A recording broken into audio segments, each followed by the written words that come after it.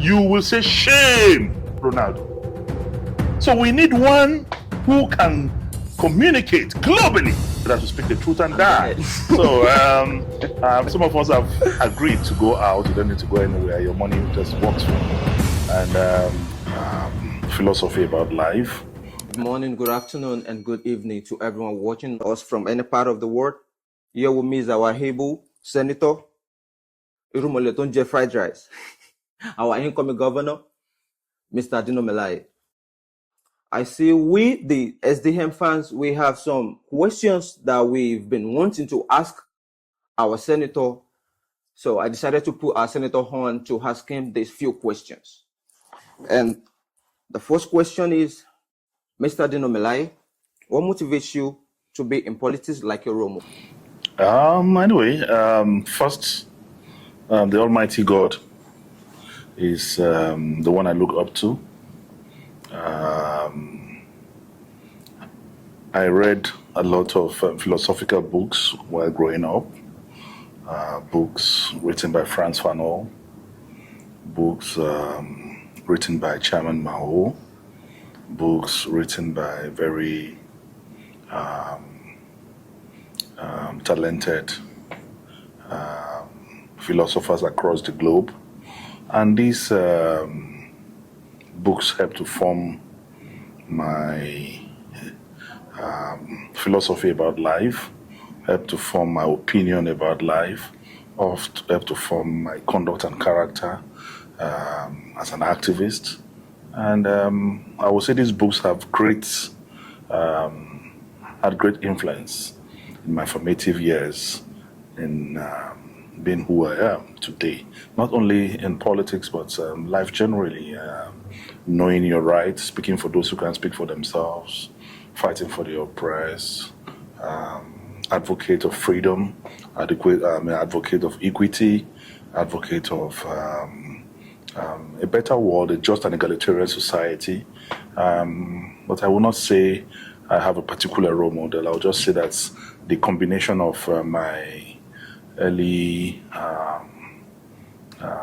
literature assimilations indoctrinated and imbibed in me the rudiments I today exercise.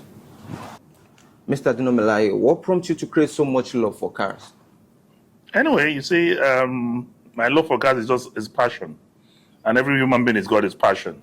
Mm-hmm. Some homosexuals, their passion is they can spend any amount of money on sleeping with the same sex. Mm-hmm. Some love jewelry, some love diamonds, some love watches, some cats, some animals.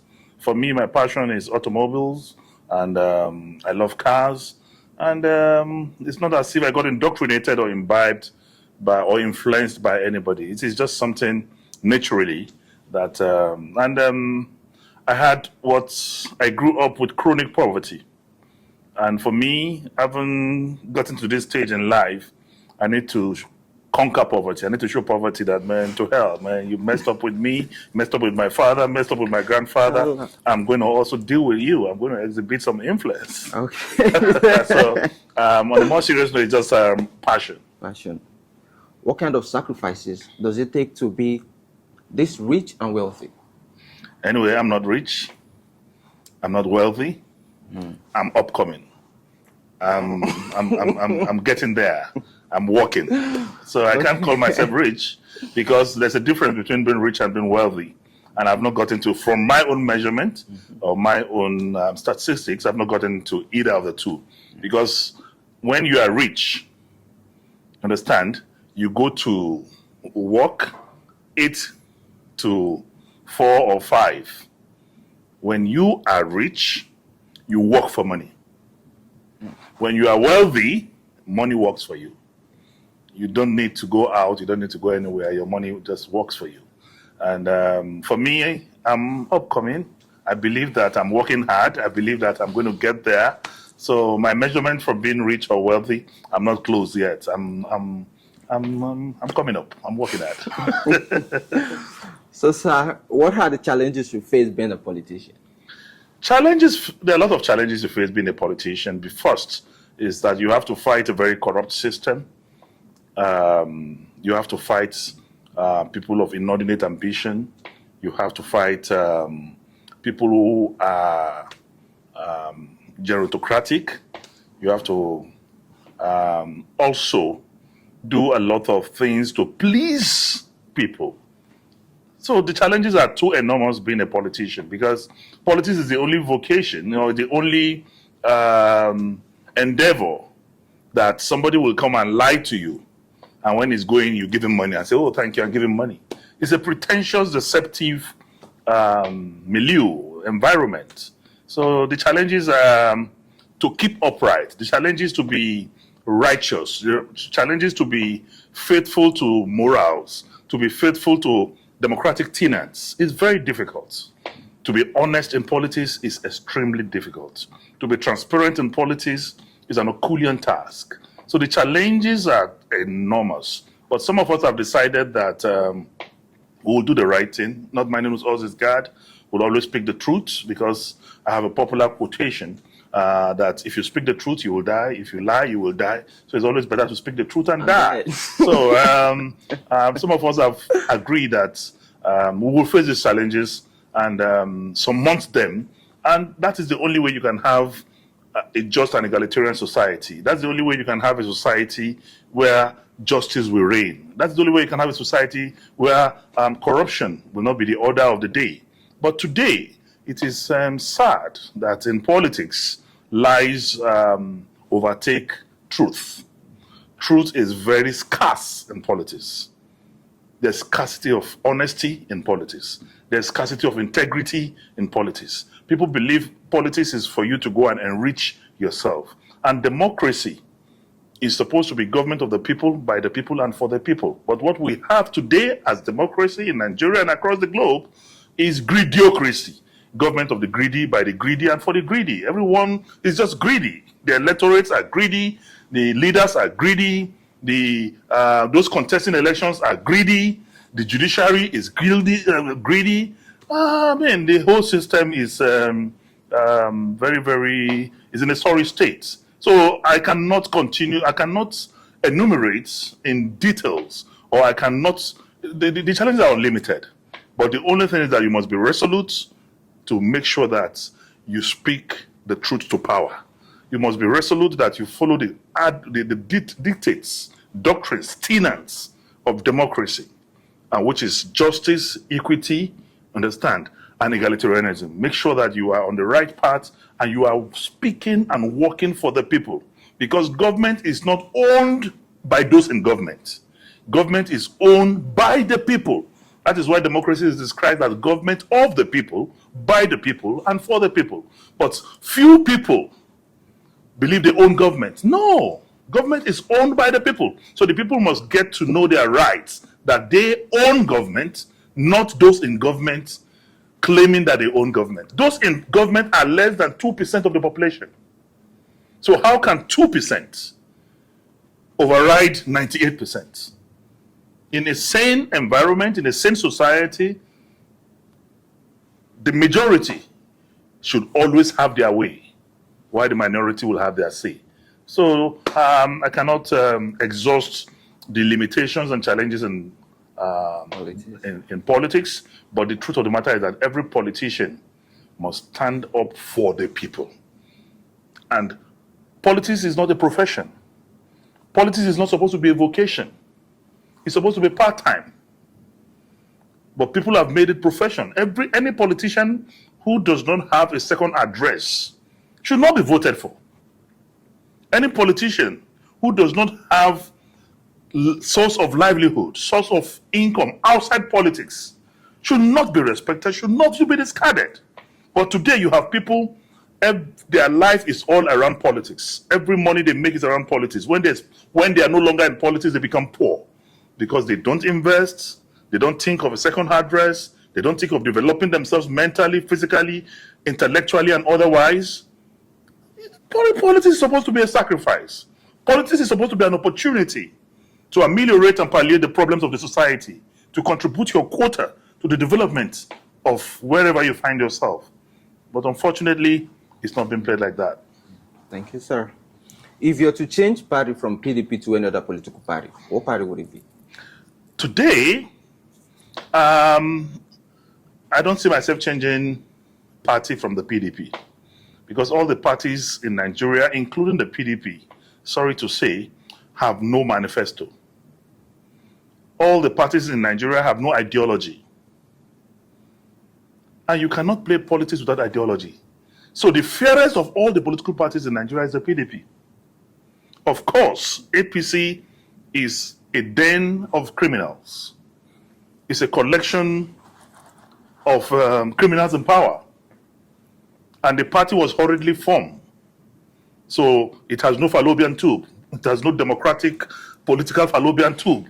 It has no root because it's just an assemblage of different characters from different places who hurriedly gang up to capture power. There's no ideology, there's nothing. So we must build a political party or political parties that will have ideology, that will have manifesto, that will have character. There's a semblance of ideology in the Second Republic. Because then if you're a member of the UPN, the Awolowo party, you are sure of free education. All the states where UPN won, there was free education. You were sure of that. It became like a known ideology associated with the UPN. The NPN concentrated on housing. When Shagari won 1979, most of the states with NPN had housing estates, including Lagos State, where Lateef Jakande was the governor. Housing was a priority. There was ideology with that party. GNPP had an ideology. NAP had an ideology. PRP, the Talakawa party in Kano and Kaduna, had a character, had a manifesto, So if you win in PRP, you already know what PRP is going to do. But today, we have APC. Today we have APC in Kaduna. And you have APC also in Katsina. The proximity is so close, but the programs of APC in Katsina is different from the program of APC in Kaduna. We have today PDP in Delta, we have PDP in Rivers. But the manifesto, the developmental stride, the projects, the programs of these two parties are not the same. Of these two states, rather, are not the same. So we must build ideology. And we must take the party back to the people. In 1979, in NPN, when the national chairman of the party calls for a party meeting, Akiloye, as he then was, sits on the high table.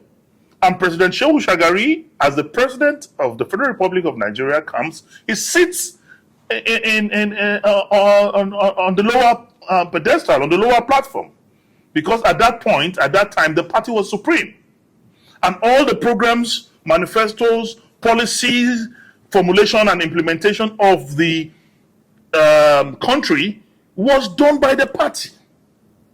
And the president doesn't call party to the villa. That is what is happening today. The president will say there's a national caucus meeting of APC and it will go and hold in the villa, presided by the president. When you have a national chairman of the party, no meeting of the party should be taken away from the headquarters, from the office of the party, to the residence of an individual. So that is why I'm saying that there's a need for rebooting our party politics, our party structures, and even the implementation of our party manifesto. Thank you, sir. Are we expecting Mr. Dino Melaye running for the presidency someday? Oh, definitely speaking, I'm going to run for the presidency. You are talking to a president in waiting by the grace of God. I'm going to work for the party. I'm going to work for this country. I'm definitely going to run for the presidency because the youths must have an agenda in this country. We have the highest voting population, and yet we are not properly represented in cabinets, in appointments, in everything. The women have been disenfranchised. So you need somebody who understands the dynamics of this gender and also the youth age to become president. One who knows what time it is globally. One who is intellectually mobile and politically sagacious. one who is a global citizen, one who can transform and also manipulate discourse with both the analogs and the digitals. One who can technologically, scientifically, forensically advance our cause as a nation. Our problem in Nigeria is leadership. We have leadership that is myopic, that is porous, that is parochial, that is intellectually stagnant, and that is not intellectual. So we need one who can communicate globally, because the world is now a global village. You have a president that have no global touch. You have a president that is not ICT savvy. You have a president who cannot tell you what is happening in other climes. Then definitely you are going to be seeking, understand, in not only the third world, the fourth world. Nigeria, God have blessed us. We have the population, we have the landmass, we have the mineral resources, we have the intellectual capacity. All we lack is leadership to coordinate these God-given potentials and opportunities and transform them into what God wants us to be. We are the most blessed country in the world. We have all it takes to overtake all the superpowers. It is pathetic that the same country where 1 naira was equivalent of £1, the same country where naira was stronger than dollar, the same country where you don't need a visa to go to UK, is the same country today that even if you are going to the poorest of the nations, you will need a visa. Nigerians have been disrespected. Nigerians have been degraded. We need a president who knows what time it is. We need a president who can coordinate the economics, both macro and micro. We need a president who will make sure that, who understands monetary policy and financial applications and techniques that can take us out of the woods. We need a president who is versatile. We need a president who can coordinate the mechanics, the architecture of financial prosperity. We need a president who can harness all the veritable resources we have in our country, including human resources. We have people with capacity in Nigeria. All we need to do is to get square pegs and square holes. What we have now is nepotism, giving carpentry jobs to tailor. At the time, a lawyer was the group MD of NNPC. You can't give carpentry jobs to tailor. You appoint based on parochialism, based on ethnicism, based on selfish and egocentric perception. You can't get anywhere with that.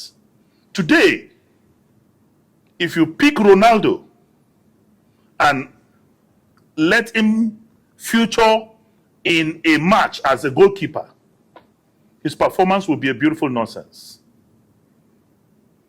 Even if you ask him to play as a defender, you will say, shame, Ronaldo.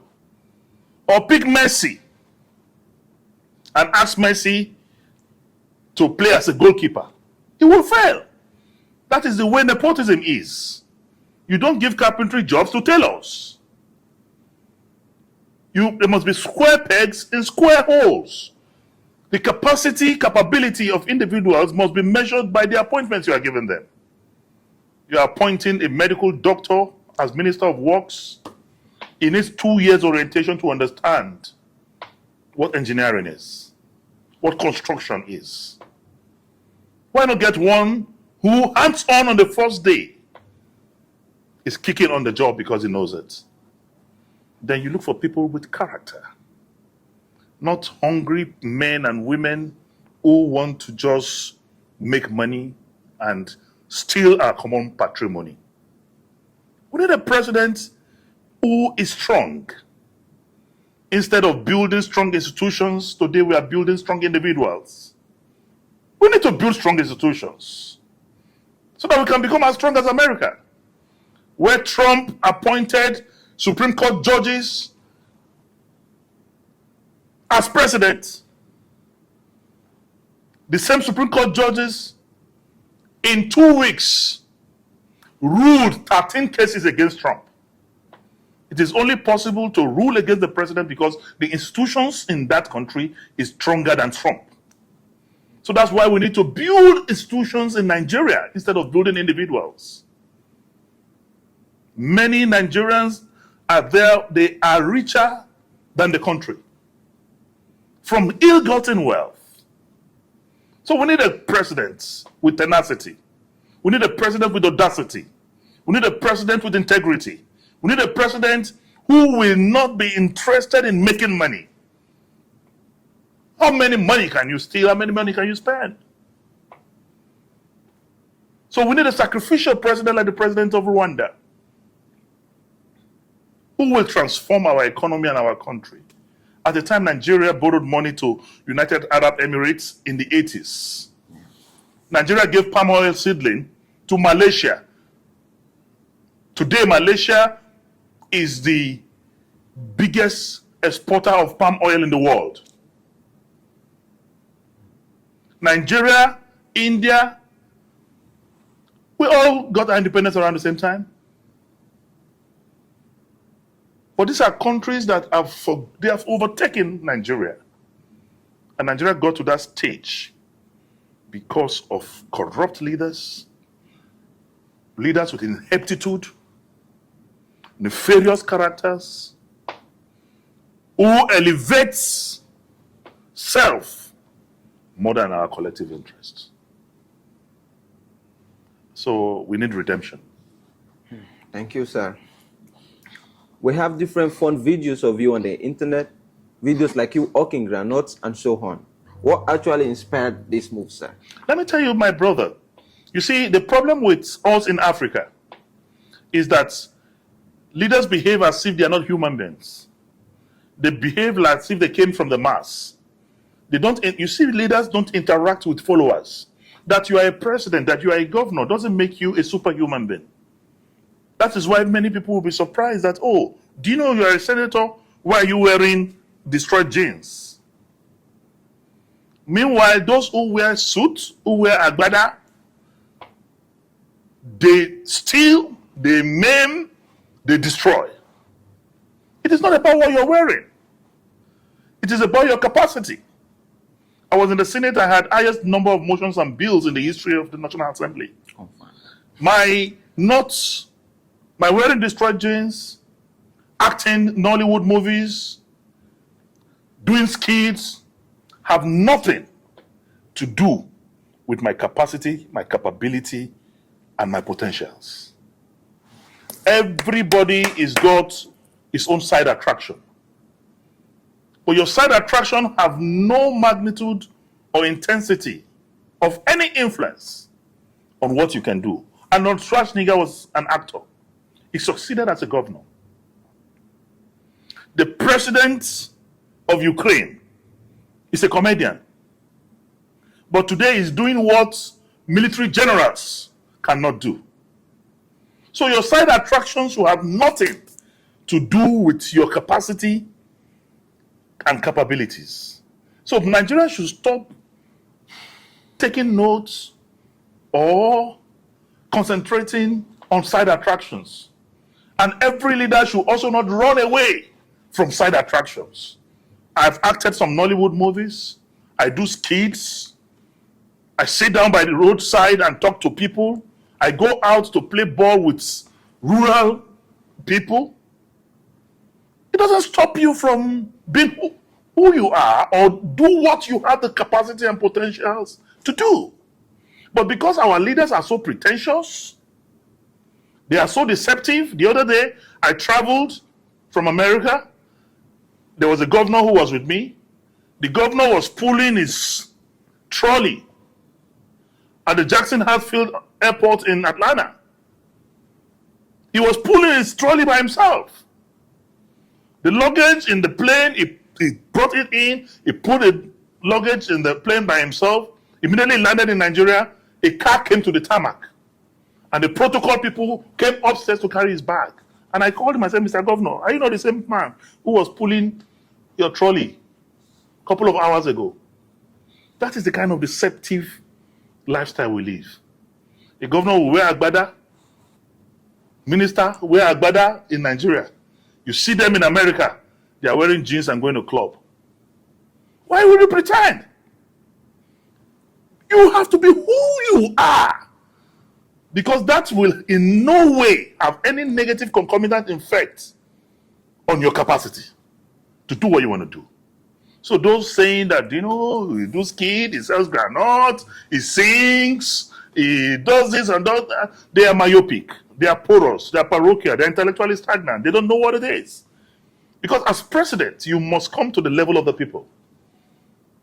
I don't need to wear, I wear agbada, not that I'm not against wearing agbada, I'm not against wearing suits, but it doesn't stop you, understand, from being who you are. And I don't care what anybody thinks. I am Dino Melaye. And when it comes to discussing serious issues, I'm there. When it comes to intellectual issues, I am there. But that does not stop you. Today, I'm in law school. And that's going to be my 10th degree. And some school start failures will sit somewhere and be laughing at Dino, who is trying to acquire his 10th degree. And you, a WAEC failure. Or with BA in IRK or CRK, is trying to insult Dino on Twitter or on Instagram. But I don't get all those insults to me. They are vitamin. I don't give a damn because I move forward, my friend. With due respect, sir, there was a video of you trending on the internet about a year ago about you falling off on the stage while campaigning for Mr. Atiku Abubakar. People asked different views on what actually happened. Most people said it was an accident, and some said it was a pretense.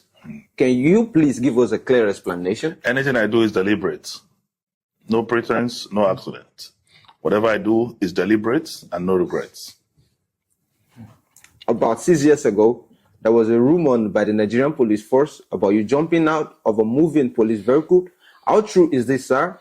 Because it's hard to believe anyone could jump out of a police vehicle without a physical injury. Anyway, that's fallacious, that's malicious, that's totally untrue.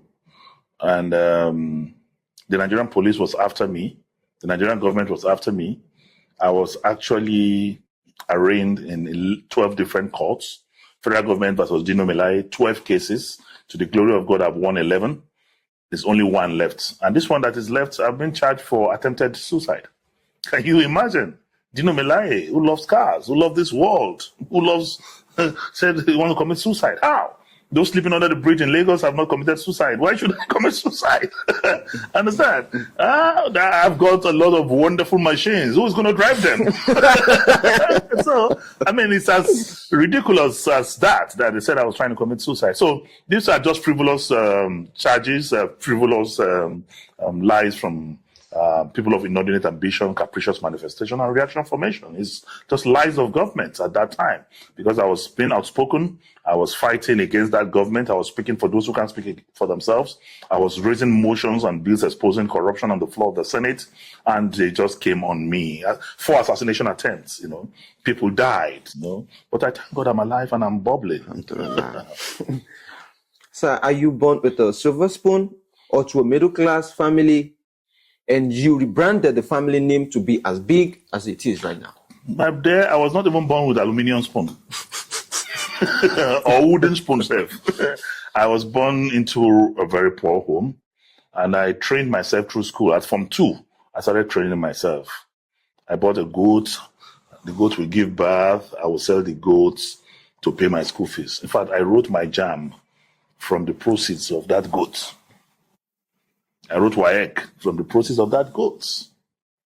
My parents trained me primary school, trained me halfway secondary school, but my father got retrenched, and at the time he could not financially help. We left private school for public school. It got so bad. We were living in penury. So I didn't, I'm not from a comfortable home, no. But to the glory of God, I thank God. Today I'm the first Melaye to appear on the pages of newspaper. And the name Melaye has become a brand. Dino have become a brand. A big and brand. all this to the glory of the Almighty God. It is God that did it, not man, because the supreme control of the universe. But once you call on Him, He will always answer you. God doesn't give me missed calls. There's no network failure between me and Him. Anytime I ring Him, He picks my call. He picks my call. Yo, so thank you, sir. I really appreciate the time. Thank you very much. Thank I you so appreciate much, you. sir. Thank you. Thank you. See you next video.